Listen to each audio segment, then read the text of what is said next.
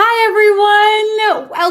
Welcome to the first quarterly community town hall for She's the First. Thank you for being here tonight. We are really excited to talk to you. I'm Erika Henningsen. I am a She's the First ambassador, and I'm also an actor. And I started working with She's the First about 2.5 years ago when I was playing Katie Heron in Mean Girls on Broadway. Just because I love the organization, I was working with a lot of young females, and I thought this is the type of organization I want to be associated with. And particularly because She's the First, if you are new and don't know anything about STF, the reason I got involved was that they work on finding long-term and short-term solutions to global problems on a local level. So She's the First is in contact with grassroots organizations that are able to go directly into the communities and figure out what these young women need immediately, and also to foster long-term sustainable development and female empowerment. I got to do a concert with She's the First this summer.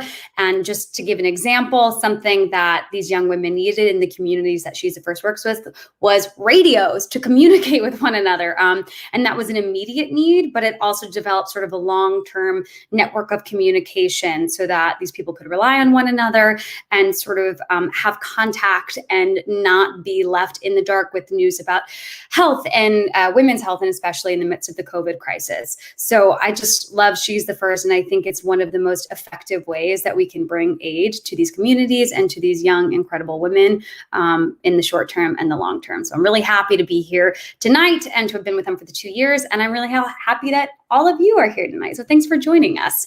And we're going to be hosting these town hall meeting sessions every 3 months or so to share updates on our work, answer any questions that you might have, introduce members of the She's the First community, and give you ways that you can take action immediately, things that you can do right now, literally right now, tonight. So we have a lot of new faces joining us this month. So tonight's session is going to focus on an introduction to She's the First and sharing how the organization has responded to the pandemic over the last 9 months. It's been a long 9 months. We're also going to hear from She's the First Girls Advisory Council.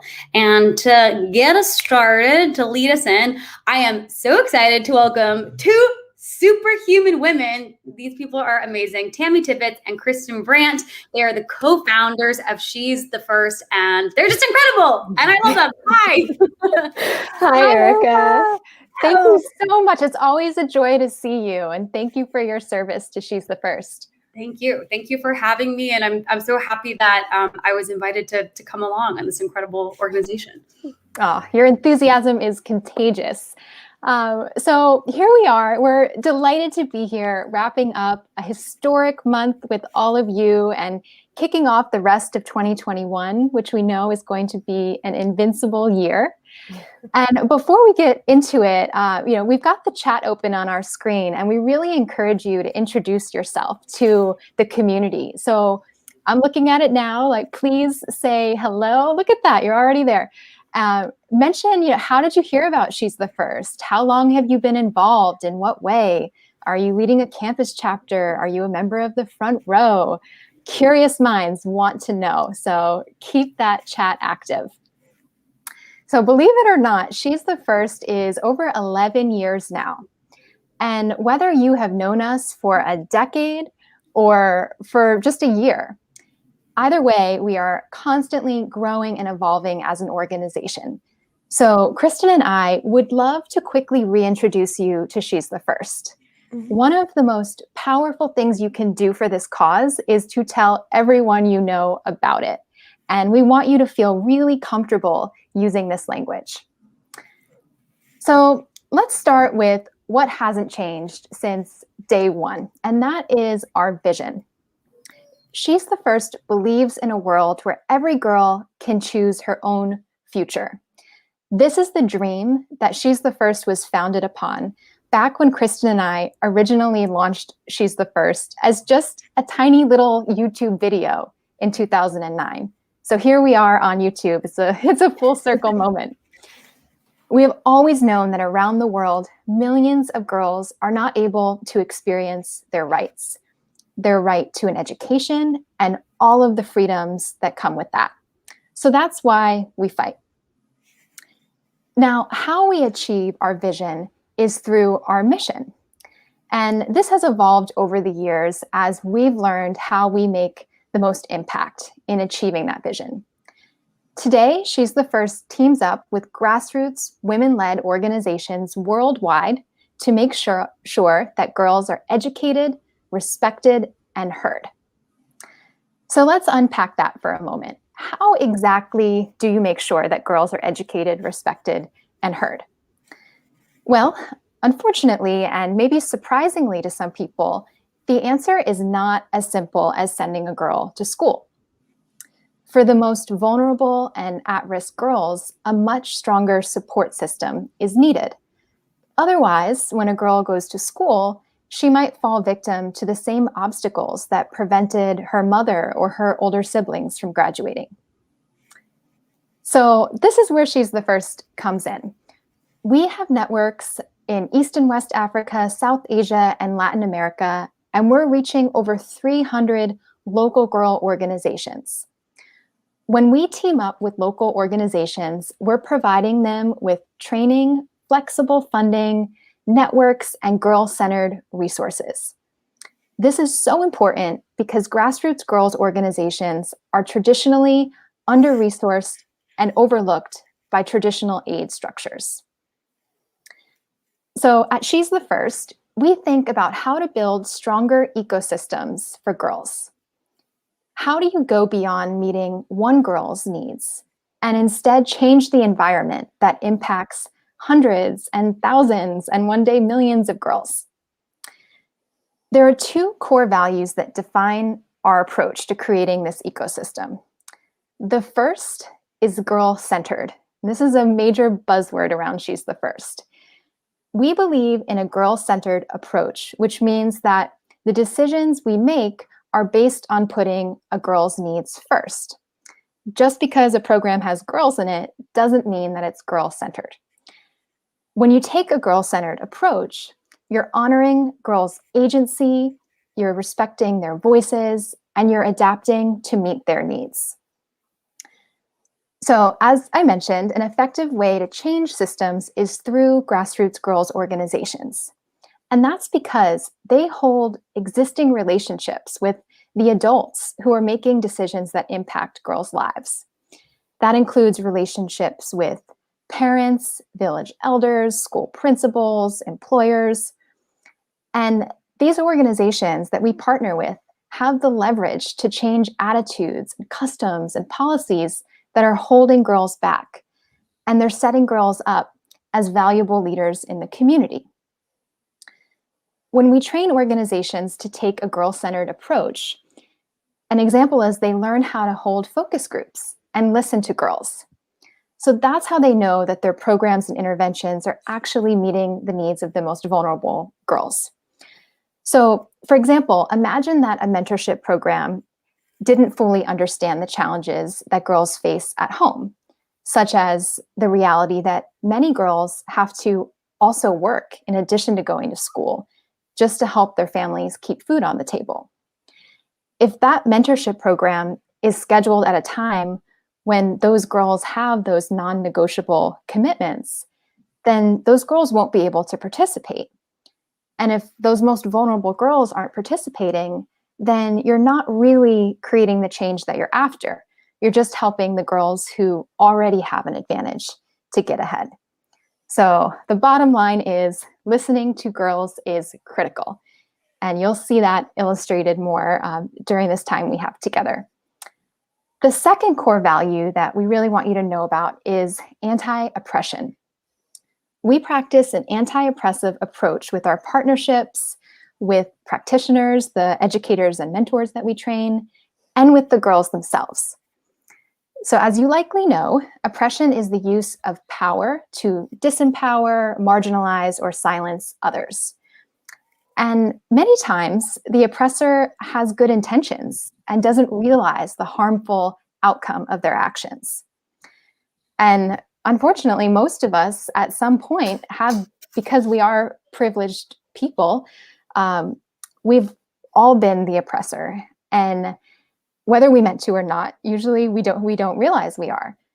The good news is that we always have the chance to learn and grow and do better.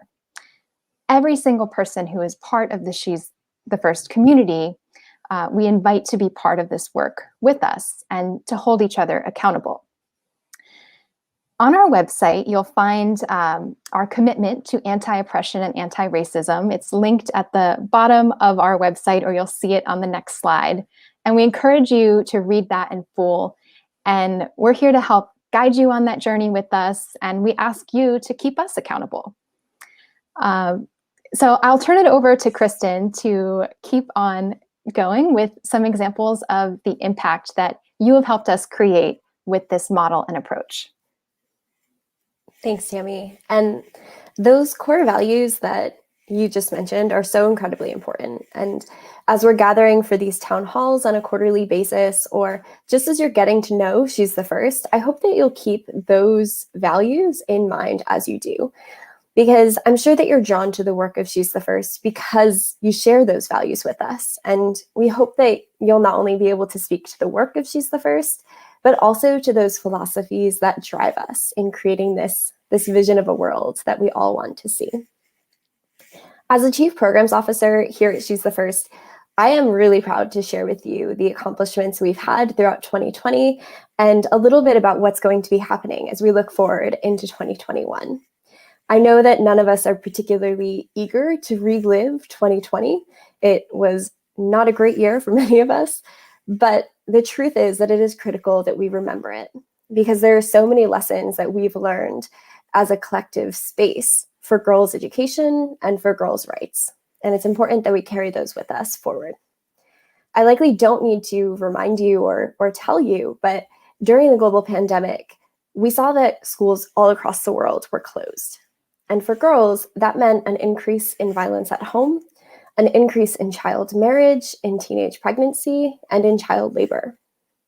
We also know that the Malala Fund has estimated 20 million more girls around the world are not going to return to school after the pandemic.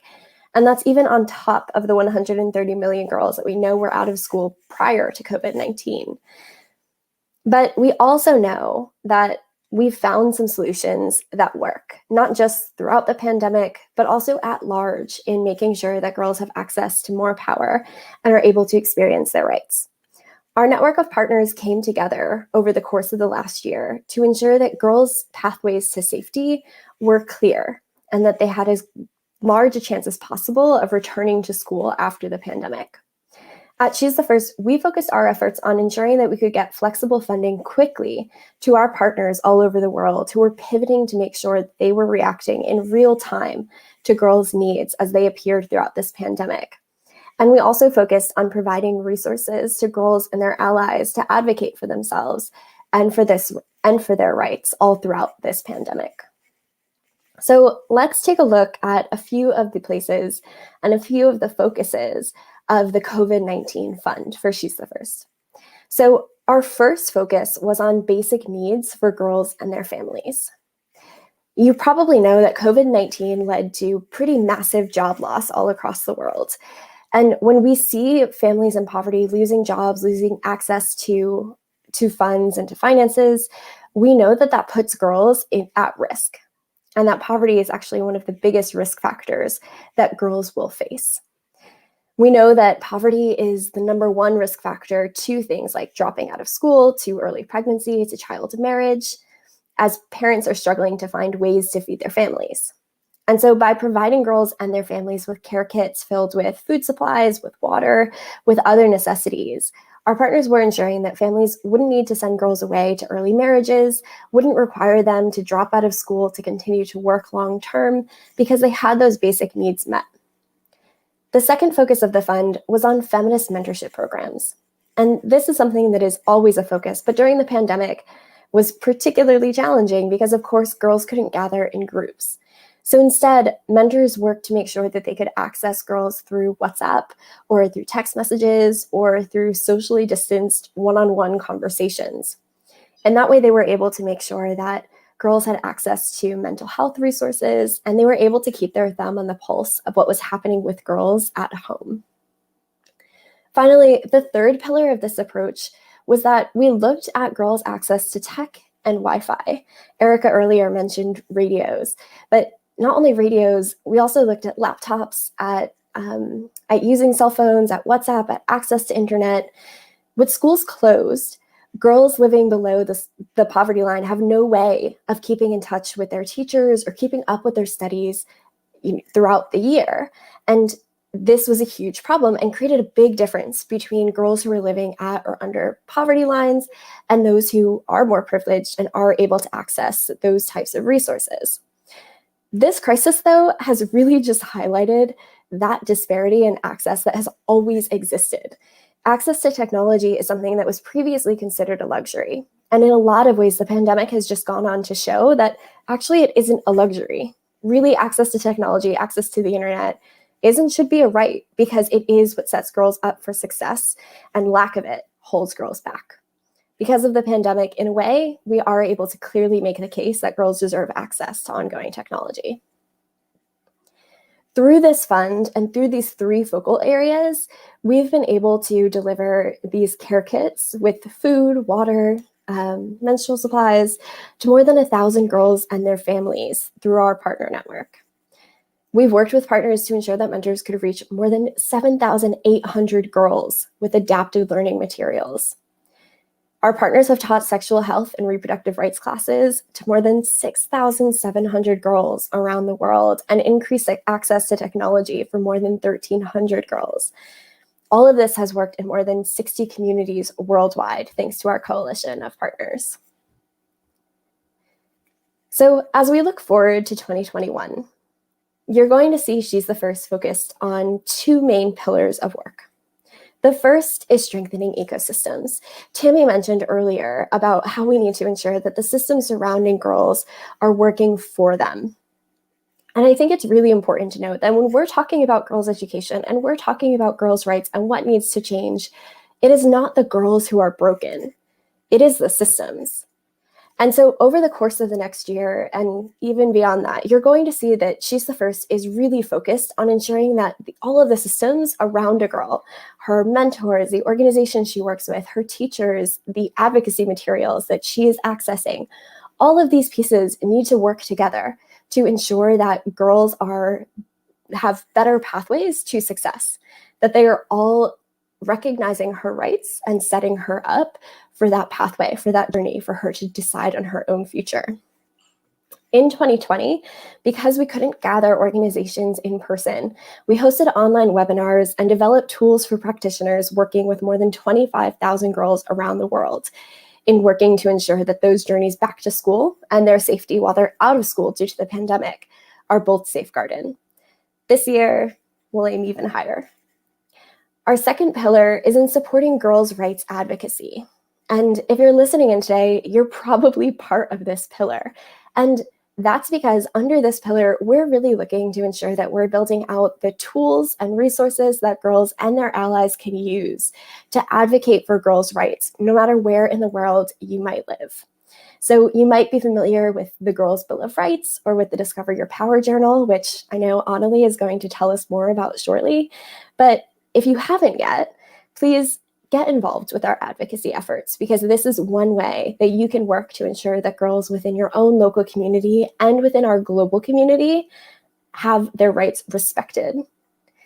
Tammy, would you like to tell them a little bit about our book to wrap up this section? Yes, always. Our book, a big stack of our books is behind me, you may have noticed. Impact, a step-by-step plan to create the world you want to live in. It hit the shelves on November 17th.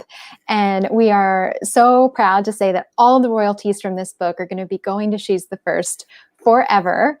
I see in the chat that Emily is reading it now. She got it as a birthday gift. That's really exciting to see. If you haven't read the book yet, now is a great time to pick it up, because there will be a book club event starting for the campus community. So stay tuned for more information on that. And thank you to all of you who have supported the book so far. So now let's move it along to the star of the show, Anuli Ononye, who is a member of She's the First Global Advisory Council. Hi, Anuli. Hi, thank you so much for having me. I'm so excited to be here today. We're so excited to hear from you. We will let you take it away. Yep. Bye. Hi, everyone. My name is Anuli Ononye. I'm a junior at Cornell University. I study government and feminist gender sexuality studies. I became involved with She's the First last summer as a development and communications intern and loved it so much that I came back. After my summer internship, I applied and was accepted into She's the First Girls Advisory Council. The Girls Advisory Council is an amazing way that STF prioritizes girls' voices and ensures that girls are involved in every aspect of the nonprofit. The Girls Advisory Council consists of 10 girls from 6 countries, all under the age of 22. We meet monthly to oversee different projects that the STF team are engaged with, discuss ways that we want to promote girls' rights, and to form a stronger STF community. Since joining the Girls Advisory Council, I've had the opportunity to share my experiences about gender justice in Cornell's campus newspaper and speak alongside Christen in the International Youth Foundation's 30-year anniversary, Our Future, Our Voices conference. One of the highlights of my experience on the Girls Advisory Council has been participating in STF's International Day of the Girl, Girls Get Loud campaign.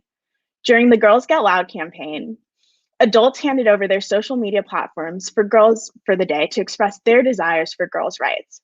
I had the opportunity to take over Demi Moore's Instagram on International Day of the Girl to describe my passions and hopes for girls' rights. This month, I've been working on a project to make it easier for girls and their allies to get involved with She's the First, and I'm excited to share some of my favorite girl-centered opportunities for anyone to take action right now. The first is the Discover Your Power Journal, which is a self-guided workbook that helps girls establish their rights by ensuring they are safe, supported, self-determined, and have their own power. I really enjoyed filling out the journal as it helped me learn more about myself and reaffirm the rights that all girls deserve. You can download the journal for yourself at she'sthefirst.org/power or share it with a girl in your life. Another way that anyone can take action for girls' rights right now is by reading and sharing the Global Girls Bill of Rights, a declaration of the rights that all girls are entitled to, written by girls and for girls. Similarly to the Discover Your Power Journal, the Girls Bill of Rights Toolkit provides you with the resources to demand girls' rights in your community and tangible ways to carry on the legacy of the Girls Bill of Rights. Visit girlsbillofrights.org to learn more. Before we close, I'm going to welcome Erika, Christen, and Tammy back for an open forum to answer your questions. Thank you so much. We're back. Yay!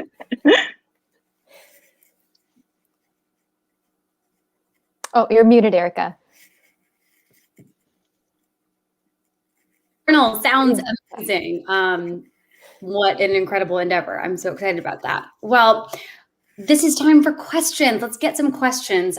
Please feel free if you have any questions, either from things you've heard tonight or things that you're more curious about, just drop them in the chat and we'll see them. And we're just going to start. We have a kickoff question that came in earlier today from Sabina in Tanzania. And Sabina asks, there are many NGOs and CBOs in many countries supporting girls and women.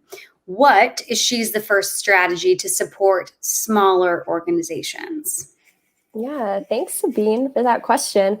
So our strategy for working with local NGOs or community-based organizations all around the world is a few different pieces. So first, we do have a partner network that currently consists of 12 partners around the world, and they receive flexible funding for their girls' programming. But in addition to that, and what we do have open to anyone who works at a community level with girls is our Girls First Network. And the Girls First Network is intended for practitioners anywhere in the world to come together and share resources. So that's the first place we go when we have a new tool for organizations to use that works on girl-centered designs or on girls programming. It's the first place we go to share funding opportunities, either from She's the First or from other foundations or organizations. And it's where we can also just share our knowledge and our learnings from doing this work. So if you do represent a community-based organization and you want to join up with She's the First, you can do that just by going to our website or going into the Mobilize community and joining the Girls First Network. Awesome. Thank you so much. We have a second follow-up question. Somebody is wondering, how can other girls get involved with the Girls Advisory Council? Yeah, I can answer that. So there was an application over the summer, and that's how I applied and got on the Girls Advisory Council. But we're doing stuff throughout the year. So if you're really interested in getting involved, I think the best way is to go onto She's the First to Mobilize, because a lot of times we advertise a lot of the work that we're doing, as well as the different toolkits that are involved with the Girls Advisory Council. Thank you so much. If you have any other questions, please feel free to drop them in the chat. We'll give it another second. Oh, we have a question from Casey. This is a great question. What are some ideas for virtual fundraising during COVID? I'm sure that's been on everybody's mind at She's the First for the last 9 months. I have been so blown away by the fundraisers that campus chapters are doing. Like, their creativity astounds me. We're actually putting together a gallery for Instagram to give you more ideas. And of course, if you're a campus chapter student, please use the Mobilize community, because I know that's a great place to learn from others. But some examples that I've seen, I think there's a mask fundraiser going, homemade masks. Kristen actually supported one chapter, Sneeze the First fundraiser, and got a wellness kit with an embroidered She's the First hanky. That was pretty cool. It was epic. Yeah. And there was also, it was tissues, it was the embroidered She's the First handkerchief, some antibacterial, and some chocolates, which I immediately ate. So it's there are definitely ways to do it. The ones that I've really loved have been the ones that include a mailed component of some kind, because we are all home all the time. So getting something in the mail just feels like the best thing to happen all week. And don't forget the Zumba fundraisers. Zumba, yoga, people want to move and they're stuck at home. So that's a great idea. And I've also seen some video game fundraisers pop up. Someone else on the team can elaborate on this in the chat, because there's a platform you can use when you're playing video games, like Imposter. Twitch. Yes. I'm not a gamer, but I've heard about Twitch, and I hear it is a very effective way to raise funds. And we've seen AOC did that and did it really, really effectively. So if you have a platform where you play Among Us and you have a ton of people there with you, get on it. Love that. We have another question from Emily. She asks, how can I make a difference as a freshman student in Indiana? How can I get my school, my community involved? I feel like we have some great answers for this. Yeah. Anuli, do you want to just kind of highlight, I know you mentioned a few in your conversation, but a few of the actual resources, and then I'm sure we'll have things to add too. Yeah, of course. So I would say getting your school involved. One thing you can do if your school doesn't already have one is starting a campus chapter. I think that's one of the ways a lot of people get involved. And through the campus chapters, there's a lot of fundraisers that STF does. So there's Bake a Change, there's She's the First, and there's Sweat for STF, which are 3 of the big main ones.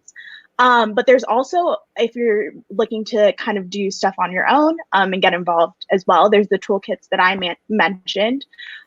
So the Power Journal is really effective, and then the Global Girls Bill of Rights as well. Yeah, and also if you want to join the campus community, we'd always encourage you to start a campus chapter. We think that's one of the best ways to engage, but you can also join as an individual. So if as a freshman, you want to kind of get a little bit grounded before you launch into starting a chapter, you can always join just as an individual student and link in that way, and you'll get access to all of those resources Anuli mentioned. Fantastic. We have another question. Can you speak more about the monthly giving program, Front Row Giving program, which I love? I'm a part of it. I can tell you that much, but do you want to speak more about what the Front Row Giving program accomplishes? Yeah, well, Erika, why don't you start by sharing what it's like to be a member and why you chose to set up a monthly giving plan versus a one-time gift? Yeah, sort of in working with She's the First, I talked about, or I was informed in working with Kristen and Tammy and Katie, that when we have set donations coming in every month, even if it's just $10, $15, it helps you set up long-term goals so that you can create more effective support systems for the girls in these communities that we're working for. So as much as we love and are so grateful for the one-time donations, setting up a monthly donation is just sort of a way to pave a longer path for a more sustainable way to give and support for future development. So I just love that, because I've, donated one time in the past, and then it just sort of feels like you don't actually get to know where it goes to, or you don't form a relationship with that organization. And I love getting the updates as a front row giver. I love finding out what happened that month, what was accomplished that month, and what the plans are for the future. So it feels like much more of a connection to the organization, as opposed to just, sort of a one-time thing that you forget about until you do your taxes. Yeah, that's exactly it. It's like a little family. Well, now it's becoming a big family. We have over 340 members, which is amazing. And every Friday we spotlight a member on our Instagram story. There's also little GIFs in Instagram. So as you're posting about She's the First, you can put like a little sticker that says proud front row member. And we really hope that it helps She's the First become a part of your identity, so that it's not just your dollars. And even if you're giving $5 a month, it matters, because we know we can count on it in the long term. So that's the other great thing about the front row, is that even if you're giving $5 a month, that has the maximum impact. I'm going to steal Erika's job here, because we had a question come in actually for her. So from Tall, they asked, Erika, how might we use art to empower girls to make an impact? Go blue. My favorite question. Yes, Tall, go blue. I just know this from being a young woman myself, that I think art is a way that we can globally communicate. And I don't know if anybody got to watch the inauguration recently, but something happened where words were not enough, and we had to turn to poetry. And I think it was so indicative of art, music, lyric, movement is so empowering in helping us to express ourselves, and also for women's voices to be heard. So I just think if you have an opportunity to encourage women around you, if you're a woman yourself looking for a way to express yourself, turning to these sort of artistic outlets is so powerful. And it can be done really just in your community. It can be done by putting on readings of something you have created, by creating a dance with the women who live in your community. I just think it is so easy to bring people together with art, because it's a universal language, and it's one of the most effective ways that we can share our thoughts and our feelings and what we are experiencing. So I was so grateful for that beautiful poem that was read, because I just thought, like, yes, that's it. And it just reminded me that if we can do that on sort of that global national stage, then we can do that anywhere. And it really does make a difference. Yeah, I think an important point there too is that poet, Amanda Gorman, she was part of the She's the First 2017 summit. So when you talk about getting together with women and girls in your own community and coming together and celebrating art together, there's real precedence for this, where literally within the She's the First community, we came together with someone willing to share her talent.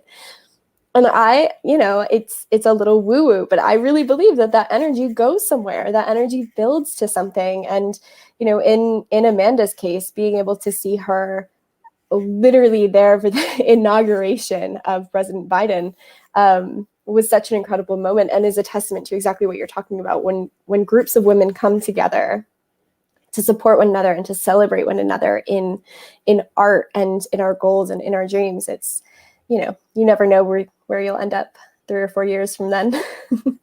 Only 3 or 4 years. Oh my gosh, that's so cool. I didn't know that. Yeah. Oh, Amanda, amazing. We have, looks like, our final question from Julia. What social media platforms do campus chapters use? How can we find them? How do we communicate with them? Mm-hmm. So Instagram, I think, it's where She's the First is most active. So we interact with a lot of chapters on Instagram, but really we leave it up to you. Like, where are you getting the biggest audience. If that's on TikTok, use TikTok. If it's on some internal school platform that you have, use that. Another reminder we just want to mention is that there is a campus leader orientation coming up on February 18th. So if you are a campus leader, mark your calendars, because then you'll get to hear from other chapters that are using their social media really, really well. Love that. Thank you so much, Tammy, Kristen, Anuli. Thank you for answering all these questions.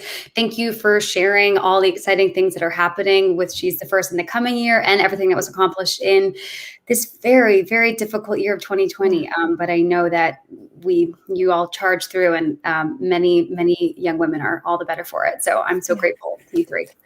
And thank you. Thank you. Thank you. Thank you.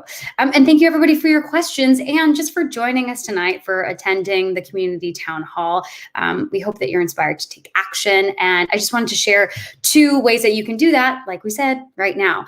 So somebody asked earlier about Front Row Giving. You can get involved in Front Row Giving tonight. It's a monthly giving community. I'm a member, and I sort of talked about why I find it so important. So if you just go to She's the First, you can find information on how to join the Front Row. The second way you can get involved is awesome. It is for Project for Awesome.